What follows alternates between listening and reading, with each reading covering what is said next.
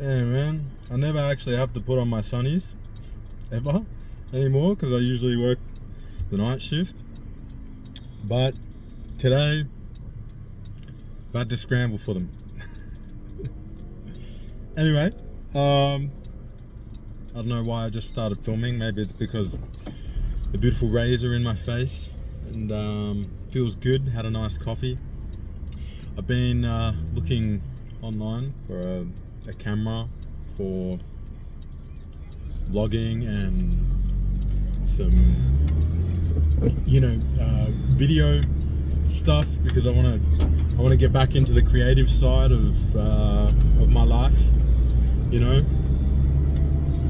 Currently looking at the Sony ZV-E10 vlogging camera. It looks pretty good. I've seen some of the footage captured on that camera and it looks awesome. Yeah. Anyway, so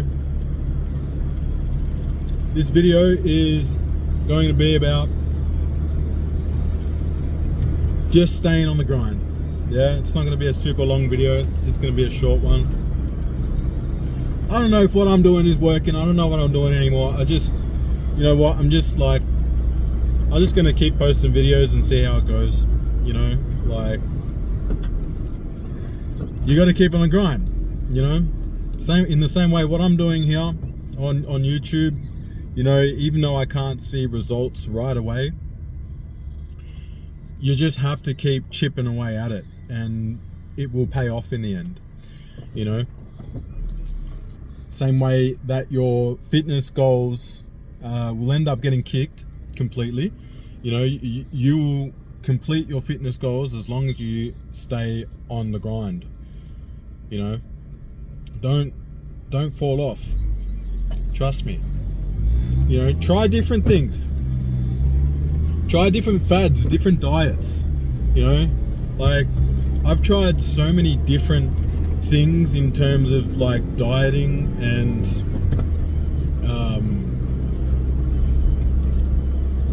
just with dieting and stuff. I've tried so many different ones.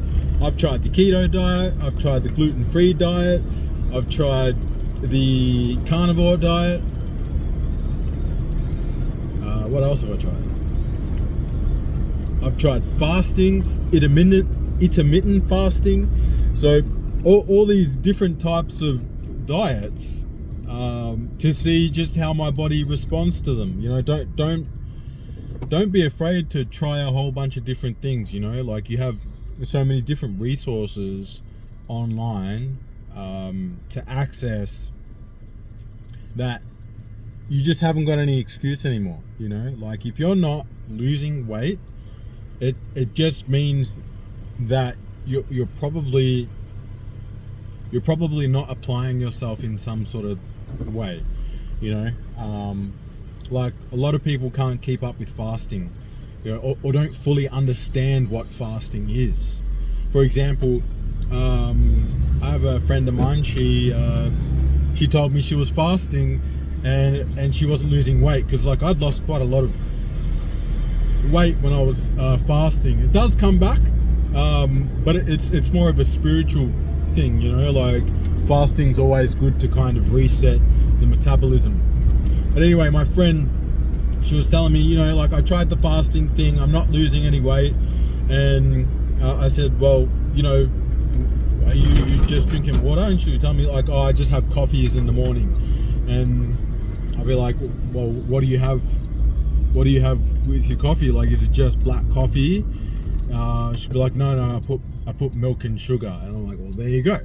That's not fasting. Fasting is not getting any kind of spike within your insulin.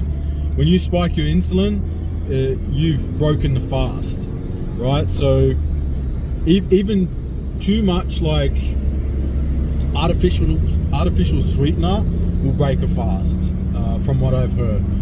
So if you're using an artificial sweetener with your coffee when you fast, it's okay, just don't use too much. Because when I'm fasting, usually I'll just have tea or coffee, and I'll have an artificial sweetener to sweeten it up. and that's just basically to just to keep me from going insane on my fast, you know. And it's just water. Apart from that, you know, if you add milk, okay, to your coffee, you've broken the fast. If you have any sort of food, you've broken your fast. People think that okay, well, I'm fasting, so I'll have a little bit of fruit. It's like, well, there's sugar in fruit, and that's gonna massively spike your insulin, you know. So yeah, just understanding, like fully doing your research on the different types of diets can help you understand that. Same as the ketogenic diet. I think it's the ketogenic diet. Yeah, that's right, because it uses ketones, right? I can't remember exactly how it works, but I even had like a blood pressure, blood sugar tester that I was using to measure my ketones. And if you eat a certain amount of carbs in a day, I think it's over like 30 grams or something like that within a day, or maybe it's less than that, I don't know. You'll break your ketones or whatever. You'll come out of ketosis. Okay, so understanding these things are going to help you get results. You know, if you're going to get on the keto diet, you know, do your research. Understand fully how the keto diet works and test it out. You are a guinea pig. I know a lot of people who just won't test on themselves. You know, they'll be like, well, I gotta go see my doctor first, which kind reminder, this is not health advice or medical advice. Make sure you do go and see your doctor. I'm the type of person who just doesn't, you know, but make sure you don't take any of this as medical advice.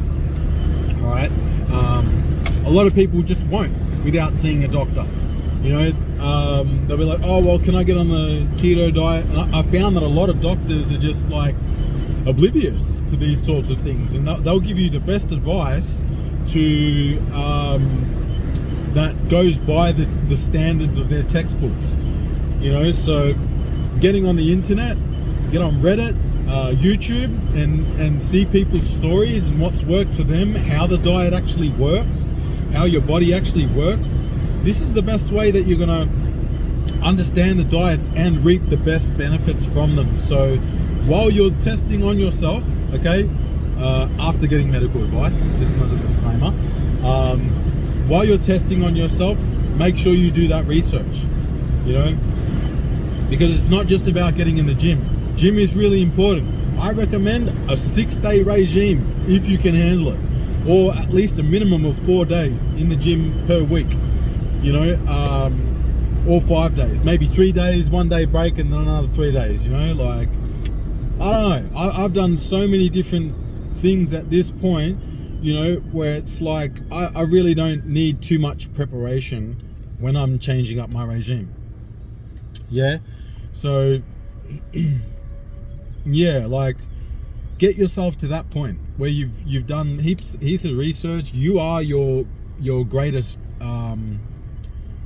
advisor. You want to become your own psychologist. You want to become your own advisor, financial advisor. You want to become everything. Obviously, if there's going to be some sort of professional that can help you out, that's going to benefit you, do that. You know, take advantage of that. But at the same time, man, learn the things you need to learn. You know, we are in 2026 after all, okay? And you are totally capable. You're not incapable of doing these things. I promise you. I'm not the most literate or capable person half the time. At least I don't think I am. But I manage to surprise myself from time to time, yeah? You know, you just got to have consistency. You just got to have consistency. All right? You might fall off the bandwagon. It's okay. You know, you might have a fall here and there, but pick yourself up and keep at it. You know, and you'll start to see results within your weight loss, you know, within your dieting and everything. So yeah, try things out. You are your own test subject, so test on yourself. is why I said in one of my other videos, all right, it's important to record your weight every day, to see how your weight is fluctuating, all right, and to take a picture of yourself in front of a mirror once a week. You know, these things are important because you're testing on yourself. Yeah, you're testing on yourself, so you want data. Data is going to be your ultimate weapon at the end of the day, because by seeing the results, okay, or at least seeing the data, okay, every day, if you're inputting your weight and maybe twice a week, once a week, you're inputting photos of yourself into a system, into a folder on your Google Drive, you're able to study yourself. You are the test subject, okay? Do it for you, do it for your bloodline, do it for the people around you that you're going to eventually influence, all right?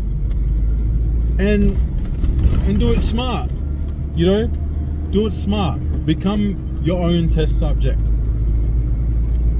Test on yourself. You have my permission after you get medical supervision first. At least medical advice first, all right? You have my permission. Do it. It's okay, all right? Just don't die, all right? Don't die. We don't want that. So test on yourself, please. You know, try different things out. Eat the size of your fist, 3 meals, you know, or try the keto diet, or maybe try fasting for 24 hours. That is totally fine. You know, a 24-hour fast is molto bene, is beautiful. It's really good. Your body feels amazing after a 24-hour fast. Man, I remember doing a 3-day fast one time. It was like, it was the most, it was the first time I had ever done like a really long fast. I don't even think I'd done a 24-hour fast, which I don't recommend. Start off with something small like 24 hours. My first fast was like 3 days, yeah? I did a 3-day fast, and I remember that first meal that I had, oh man. Believe me, like I had, because I was doing a lot of the research online, and they said, make sure when you reintroduce food, okay, after 3 to 7 days, that you introduce it slowly, because you don't want to get something called refeeding syndrome, right? So that's what I did. When it came mangiare time, when it came time to eat, I was Googling. I'm like, what do I do to avoid refeeding syndrome on Google? And it was a bit of a headache at first, because it was mixed things, but I ended up choosing I think watermelon, maybe on my shorter fast. But I remember when I broke the 3-day fast, I used bone broth or vegetable broth, because I think I was a vegan as well at the time. Man, I've done all the diets, trust me. I even done raw vegan. that was hard, you know. But yeah, once I drank that vegetable broth, it was like life force had entered me. You know, it was the most amazing feeling, and I just got a whole new perception on how important eating is and how important fasting is. You know, fasting was really good. I felt like I healed certain ailments when I did that, and yeah, just having that broth after during my refeed, it was just like, you just can't replicate that feeling, and it's really hard to explain. You know, like I just felt really good because I was just drinking water straight up for 3 days. You know, there was nothing else. Like I wasn't even drinking tea or anything. I went full on hard mode, you know. So you got to experience it. You know, 24-hour fast, like once you knock out maybe a few of those, you know, once a month, I would recommend a 3-day fast. You know, do maybe once a week, do a 24-hour fast. And then on the 4th week of the month, right, on the last week of the month, do a 3-day fast. you'll be surprised how much weight you actually lose and how much healthier you feel. You reset your stomach, because especially if you're a fatty like me, like I tend to go back to those fatty habits. You know, I'll go and eat big portions and I don't stop, you know, unless I introduce fasting, or if I'm in my dieting phase, then I can really appreciate, because I'm eating smaller portion meals, you know. So yeah, just do the thing. All right. You're gonna learn really quickly that I'm just an advocate for doing the thing. All right, so make sure you do the thing. Test on yourself, try a diet, do fasting, do something.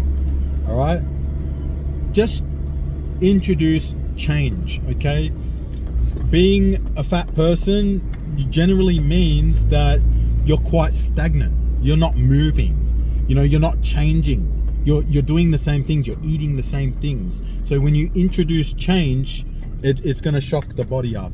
And I feel like your body is going to be forced into moving with that change. So trust in the process, okay? And just because you don't see results straight away doesn't mean results aren't happening. All right, keep at it. And yeah, hope you enjoyed this video. I hope it was of some value. Remember, if it was, make sure you help me out with the algorithm. Throw us a like, throw us a comment, maybe a share, whatever, man. Enjoy your day. Peace out. Yeah, baby.